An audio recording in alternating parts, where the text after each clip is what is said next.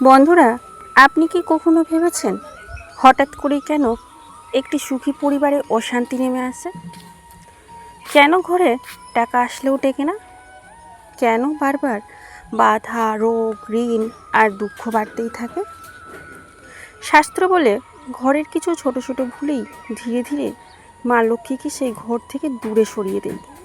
আজকের এই গল্প শুধু গল্প নয়, এটি এমন এক শিক্ষা যা আপনার চোখ খুলে দিতে পারে। তাই ভিডিওটি শেষ পর্যন্ত অবশ্যই দেখবেন। অনেক পুরনো সময়ের কথা। একটি ছোট্ট গ্রামে বাস করতেন শেঠ রামদয়াল। তিনি খুব ধনী ছিলেন না, কিন্তু সৎ ও পরিশ্রমী মানুষ ছিলেন। তার স্ত্রী সুশীলা ছিলেন অত্যন্ত শান্ত ও ধর্মপরায়ণ নারী। প্রতিদিন ভোরে উঠে তিনি আঙিনা পরিষ্কার করতেন, তুলসীতে জল দিতেন এবং প্রদীপ জ্বালাতেন। গ্রামের সবাই বলতো এই ঘরে যেন মা লক্ষ্মী নিজেই বাস করেন। তাদের একমাত্র ছেলে ছিল অর্জুন। সময় হলে তার বিয়ে হয় রাধা নামের এক সুন্দর ও শান্ত মেয়ের সাথে। প্রথম দিকে সব কিছুই খুব ভালো চলছিল। রাধাও ভোরে উঠত, পূজা করত, ঘর পরিষ্কার রাখত। কিন্তু ধীরে ধীরে সে বদলাতে শুরু করলো।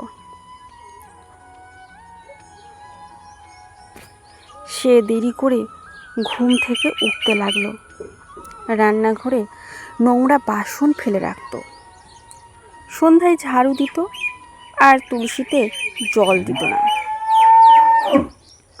সুশীলা বারবার বুঝিয়ে তার বৌমাকে বলতেন, মেয়ে, যে ঘরে পরিষ্কার পরিচ্ছন্নতা থাকে না সেখানে মা লক্ষ্মীও বাস করেন না। কিন্তু রাধা শুধু কথাগুলো শুনে হাসত।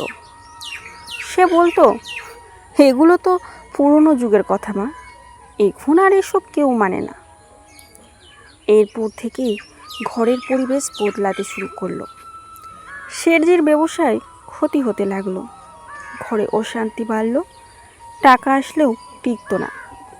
একদিন ভয়ঙ্কর আগুনে শেঠজির গোদাম সব পুড়ে গেল। শেঠ রাগে চিৎকার করে বললেন, যেদিন থেকে তুমি এই ঘরে এসেছো সেদিন থেকেই বরকত চলে গেছে।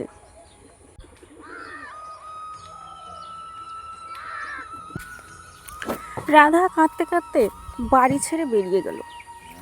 সেই রাতেই সে একটি মন্দিরে গিয়ে মা লক্ষ্মীর সামনে বসে কান্না করতে লাগলো। সে বলল, হে মা, আমি যদি সত্যিই ভুল করে থাকি তবে আমাকে ক্ষমা করুন, আমাকে সত্যিটা দেখান। 3 দিন উপোস করার পর হঠাৎ চারপাশে এক অলৌকিক আলো ছড়িয়ে পড়ল। রাধা দেখল সামনে দাঁড়িয়ে আছেন স্বয়ং মা লক্ষ্মী। মা লক্ষ্মী বললেন, মেয়ে, আমি সেই ঘরেই থাকি যেখানে ভক্তি, পরিচ্ছন্নতা ও সম্মান থাকে। তারপর মা লক্ষ্মী একে একে বলতে শুরু করলেন সেই 10টি ভুল, যেগুলো কখনোই করা উচিত নয়। নাম্বার 1, ঝাড়ুকে পায়ে স্পর্শ করা। 2, রাতভর নোংরা বাসন ফেলে রাখা।